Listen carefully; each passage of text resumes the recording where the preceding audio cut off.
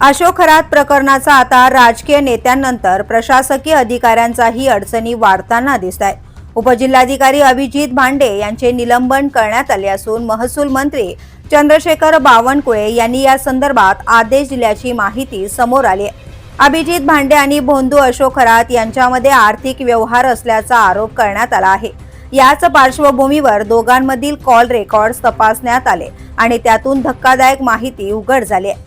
मिळालेल्या माहितीनुसार अशोक खरात आणि अभिजित भांडे यांच्यामध्ये तब्बल 143 वेळा फोनवर संपर्क झाला होता। यामध्ये अशोक खरातने 83 वेळा तर अभिजित भांडेंनी 60 वेळा कॉल केल्याचं समोर आलंय। 4 एप्रिल 2025 ते 15 मार्च 2026 या कालावधीत हे सर्व कॉल झाल्याची माहिती असून दोघांमध्ये एकूण 10,037 सेकंद म्हणजे जवळपास 3 तास संभाषण झाल्याचं तपासात स्पष्ट झालंय। विशेष म्हणजे 7 ऑगस्ट 2025 रोजी दोघांमध्ये तब्बल 11 मिनिटांची चर्चा झाली होती, तर 7 जुलै 2025 रोजी एकाच दिवशी 10 कॉल्स आणि 23 नोव्हेंबर 2025 रोजी 14 वेळा फोनवर संपर्क झाल्याची नोंद समोर आली आहे।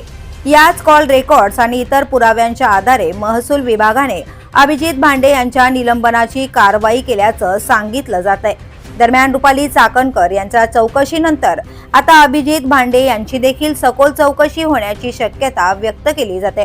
अशोक खरात प्रकरणात पुढे आणखी कोणकोणती मोठी नावं समोर येणार याकडे आता राज्याचं लक्ष लागलंय। The police news bureau, Nashik.